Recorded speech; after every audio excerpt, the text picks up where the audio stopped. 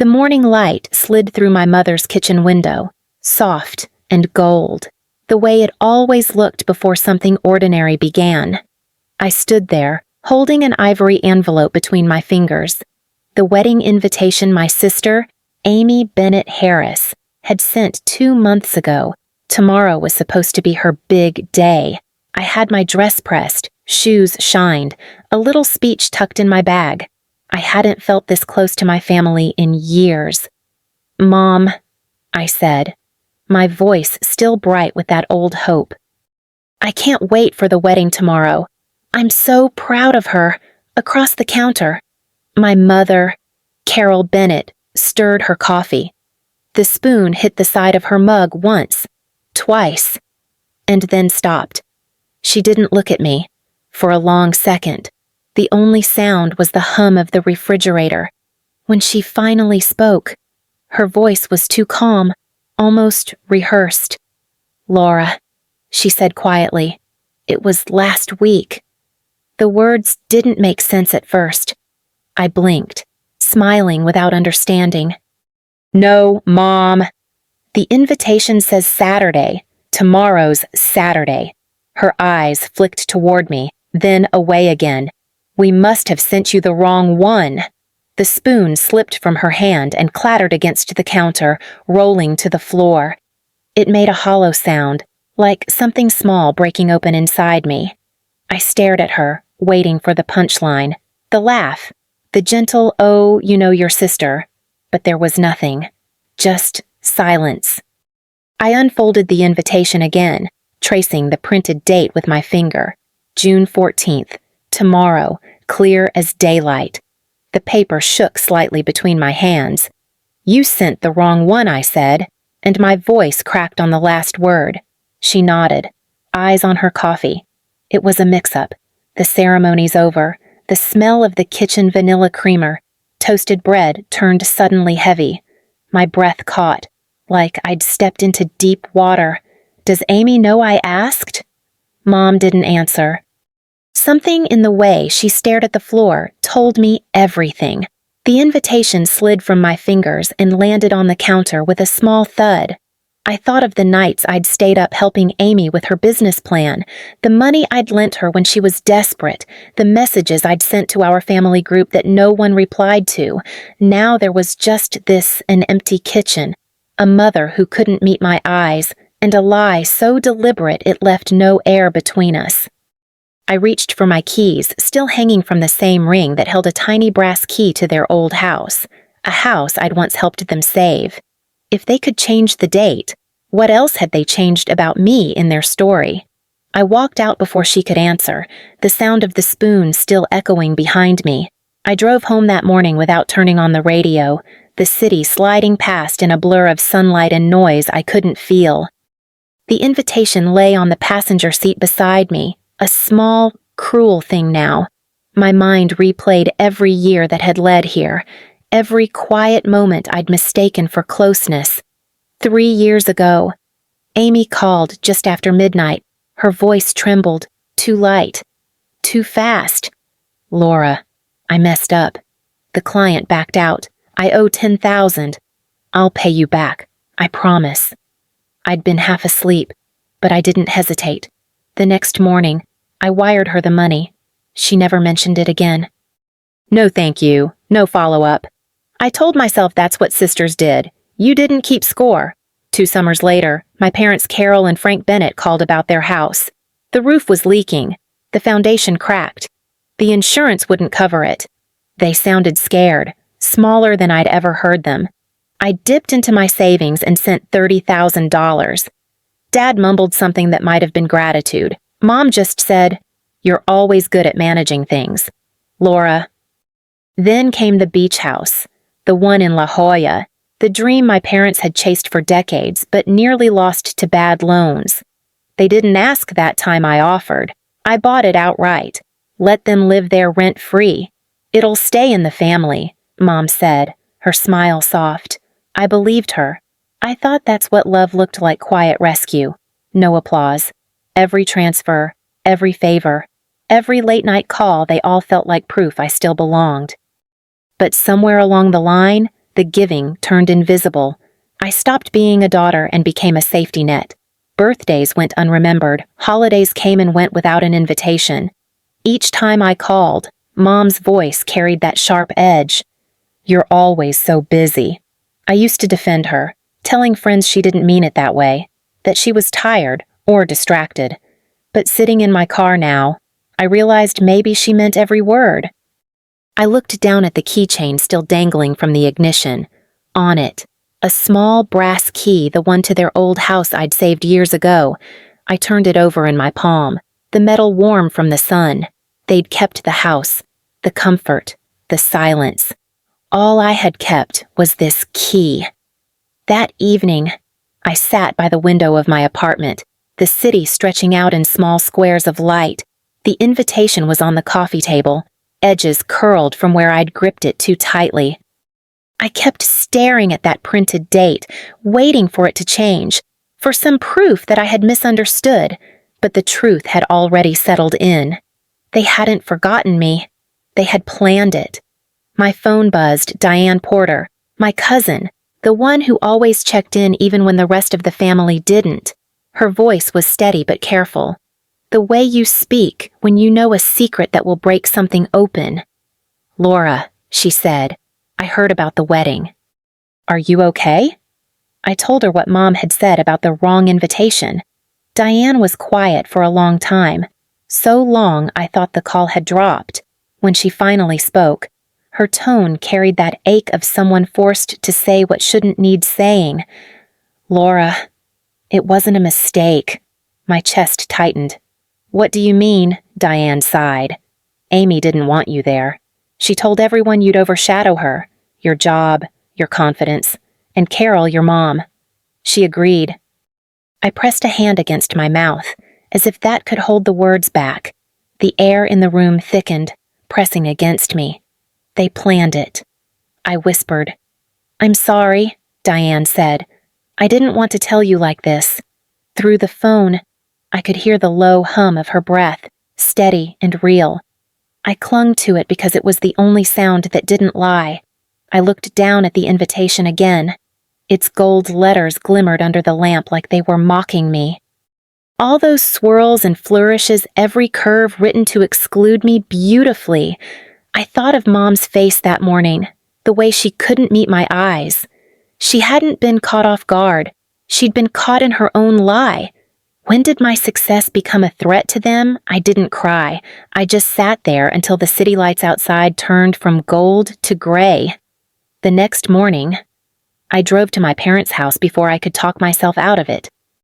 The neighborhood looked the same freshly cut lawns, the faint smell of someone's sprinkler misting the air, but my chest felt tight, like every turn of the wheel pulled me further from the family I thought I knew. The house came into view, pale blue shutters and a porch that still needed painting. I parked in the driveway, the engine ticking as it cooled, and sat there for a moment, listening to the quiet. Inside, the air carried that familiar mix of coffee and lemon cleaner. Frank Bennett, my father, sat in his usual chair by the window, a mug in one hand, newspaper folded neatly in the other. Mom Carol stood near the counter, pretending to tidy something that didn't need tidying, and Amy Bennett Harris, my sister, lounged on the couch scrolling through her phone, her wedding ring catching the morning light. When they saw me, time seemed to slow. Amy's expression flickered surprise, then irritation. "Laura," Mom said too quickly, "you're up early." I stepped farther into the room. My voice came out steady, sharper than I intended. "Why did you lie to keep me from the wedding?" Dad lowered his paper but didn't speak. Amy straightened, her lips pressing into a thin line. "I didn't lie," she said finally. "I just didn't want you there." Mom's head turned sharply. "Amy." But Amy kept going, her voice clipped, defiant. "You always steal the spotlight, every time. This was my day." Her words landed like a slap. For a moment, I couldn't breathe. I looked at her, really looked at her, the same sister I'd pulled out of debt, whose tears I'd once wiped away. I've given you everything I could, I said quietly, and you repay me by cutting me out. Mom stepped between us. Her voice softened, but it carried that old edge that always made me feel too much, too loud. Laura, you're so independent. It makes us feel inadequate sometimes. Amy deserved her moment. Inadequate. The word rang in my ears, heavy and absurd. I turned to Dad. You let this happen. He shifted in his chair, eyes fixed on his mug. It's not that simple, but it was. They had made it simple. All my life, I'd been the one who fixed things, the one who wrote checks, solved problems, made excuses for their silence. I thought loyalty would make me part of them again. Instead, it made me invisible. I felt my throat tighten, but my voice stayed calm. I'm done being your fallback. Amy rolled her eyes. You're blowing this out of proportion. Mom nodded slightly. We're family. Laura, don't turn this into a war. A war. The word almost made me laugh. They'd already drawn their lines long before today. I looked around the room, Mom's practiced calm, Amy's smug grin, Dad's lowered gaze, and realized there was nothing left to salvage. This isn't the end, I said, my hand already on the doorknob. Amy let out a short, sharp laugh. What you'll make us pay? I didn't look back. No, I said, you already did. The air outside was cool and sharp. For the first time, it felt like mine. That night. I didn't cry. I didn't even pour a drink. I just sat at my desk, staring at the folder I hadn't opened in years, the one marked Property La Jolla. The beach house deed rested inside, crisp and legal. My name printed across the top in black ink. The house they called ours, the one they showed off to friends, had never been theirs. I had bought it outright when their debt nearly buried them. I'd told myself it didn't matter. That family didn't need boundaries. But now, every document felt like a ledger of my own denial. I picked up the phone and called Rachel Keaton, my attorney. She'd handled the purchase years ago, sharp and unflinching even then. Rachel, I need to review the ownership papers, I said. Within the hour, she was sitting across from me, her briefcase open, papers spread neatly on the desk. She read in silence, the only sound the faint hum of the city beyond my window. Finally, she looked up. This is solid, Laura. You own it outright. No liens, no shared interest. They're tenants, technically. The word tenants made something shift in me, small, cold, necessary. Then I want to make that official. I said. Rachel didn't blink. Do you want to evict them? I paused, tracing the corner of the deed with my finger. I want them to understand it's mine. She nodded, pulling out a legal pad. I can prepare the notices tomorrow. We'll make it clear. When she left, the apartment felt heavier, quieter. I opened the window, letting the ocean wind drift in from the coast miles away. That house had been a gift, an act of love, and they'd turned it into a stage. I reached into the drawer and pulled out my old set of keys, the one with the brass house key still attached. It had always been symbolic, a small reminder of what I'd saved. Now, as the moonlight caught its worn edges, it looked different. Not like a promise anymore, like proof. I placed the key beside the folder and shut off the light. Tomorrow, they would remember whose name was on every door they'd ever walked through. The next morning began with the kind of silence that feels deliberate. I made coffee, opened my laptop, and started setting things in motion. For years, I had managed other people's chaos. This time, I was managing my own peace. By noon, I was in the downtown office of Mark Adler, my financial advisor, a man with neat hair and a calm voice that never hurried. He looked over the documents Rachel had reviewed and gave a slow nod. You're cleaning house. Laura, about time. He walked me through each form, each account that had once been shared with my parents. The joint fund I'd opened to help them through lean years closed, the emergency credit line they used for family expenses transferred, The small business loan Amy had taken under my name redirected entirely to hers. When the last page was signed, Mark smiled faintly. They have no access now. You're independent again. Independent. The word settled in my chest like steady air after years of holding my breath. As I left his office, my phone buzzed with a message from Amy. I'm sorry. Can we talk for a moment? I almost answered, but I could hear her voice in my memory sharp, defensive, certain I would forgive her again. I locked the screen instead. That evening, Rachel called to confirm the property notices were ready. Once they're served, everything's official, she said. Her tone carried quiet approval, not triumph, just the satisfaction of order being restored. Thank you, I told her, for helping me set boundaries. She hesitated, then said softly, Boundaries aren't walls. Laura, they're just doors you finally learned to close. After we hung up, I stood by the window looking out over the city lights. The view hadn't changed, but the way I saw it had, for once, it didn't feel like something I had to earn. On the counter, the signed papers waited in a neat stack. For years, my generosity had been the thread holding my family together. Today, I'd cut it. And for the first time, the silence that followed didn't sound empty. It sounded free. 2 weeks passed before I heard their names again. It came through Diane Porter, my cousin, who called one evening while I was cooking dinner. Her voice carried the kind of hesitation that always comes before bad news. Laura, she said, I think you should know. They're struggling. I kept stirring the soup, pretending my hands weren't shaking. What kind of struggling? Amy lost a big client, $50,000 worth. Your parents are trying to help, but their savings are gone. They're telling people you abandoned them, that you cut them off.